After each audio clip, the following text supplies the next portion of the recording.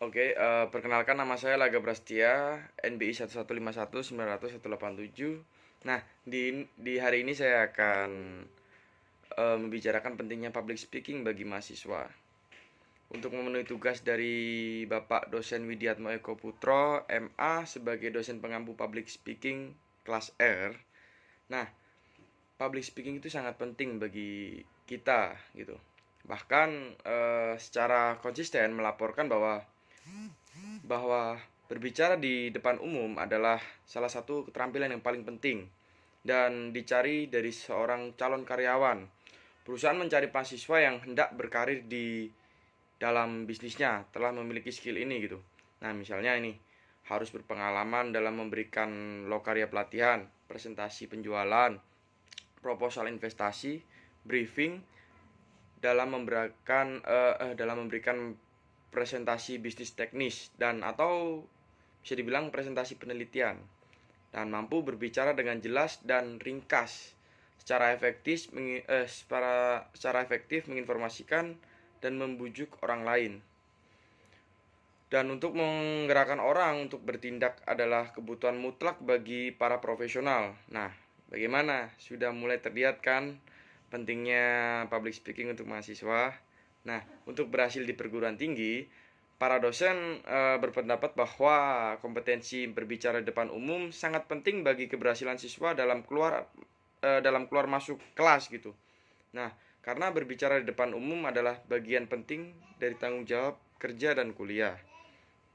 Nah, dengan mempelajari cara mendengarkan, merencanakan pesan formal secara tertulis, dan akhirnya menyampaikan pesan tersebut secara lisan dengan berbicara dengan baik. Nah, untuk memperkuat kemampuan dalam berpikir kritis, siswa yang terlatih berbicara di depan umum dan belajar cara berpikir kritis sangatlah berbeda daripada siswa yang menerima secara membabi buta atau langsung menolak apa yang Anda dengar atau baca gitu. Nah, mahasiswa yang terlatih berbicara depan umum akan menjadi pemikir kritis dan dapat menyusun strategi untuk mengatur pesan persuasif dan teknik untuk mendengarkan. Nah, untuk mengurangi kecemasan berbicara dan meningkatkan kepercayaan diri, biasanya jika kalian pernah berbicara kepada audiens, kemungkinan besar kalian telah merasakan setidaknya demam panggung. Nah, reaksi umum dan kompleks yang melibatkan rasa takut, resah, ketegangan, dan kegugupan. Hal tersebut dalam penelitian yang menunjukkan bahwa jika Anda belajar dan mempraktikkan teknik pengurangan kecemasan, Anda akan mengalami lebih sedikit kecemasan berbicara. Nah, untuk memberikan umpan balik yang lebih bermanfaat kepada orang lain, biasanya ada cara di mana kita membiasakan berbicara di depan umum. Siswa akan mudah memberikan kritik yang membangun kepada rekan-rekan mereka gitu. Nah, hal tersebut termasuk keterampilan yang berguna bagi kita untuk seumur hidup. Nah, untuk menyampaikan pesan Anda atau menyampaikan pesan kita seefektif mungkin, kita mungkin pernah mendengarkan ungkapan bahwa bagaimana sih cara kita mengatakan sesuatu sama pentingnya dengan apa yang kita katakan gitu. Nah, pembicara publik yang baik belajar bagaimana mengekspresikan ide-ide mereka melalui teknik penyampaian yang efektif atau bagaimana seseorang menyampaikan pesannya melalui suara dan gerakan tubuh.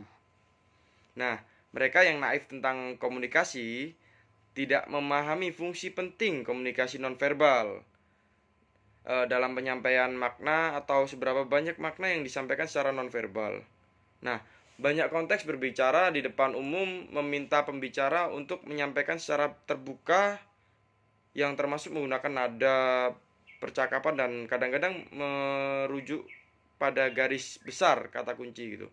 Nah, penyampaian yang efektif membutuhkan persiapan dan latihan. Sebagai siswa yang berbicara di depan umum, kita akan belajar cara menggunakan volume dan pitch vokal yang efektif gitu. Kecepatan berbicara, jeda, diksi, nada, ekspresi wajah, kontak mata, dan gerakan tangan. Masing-masing isyarat nonverbal ini berfungsi untuk berkontribusi pada makna pesan secara keseluruhan gitu.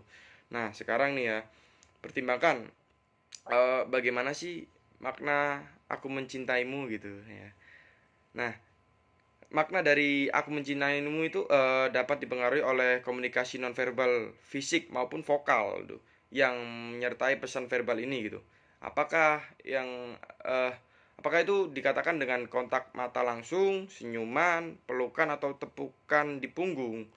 Nah, atau apakah dikatakan dengan mata judes, senyum sinis, sikap tertentu yang bertentangan dengan makna verbalnya gitu. Nah, mereka yang memahami pentingnya komunikasi nonverbal tahu bahwa penerima pesan lebih mempercayai komponen nonverbal daripada mereka yang mempercayai pesan verbal gitu. Nah, sekian dari saya supaya kita bisa mempelajari tentang pentingnya komunikasi bagi mahasiswa ini bisa mengedukasi kita semua gitu. Ya, sekian dari saya. Wassalamualaikum warahmatullahi wabarakatuh.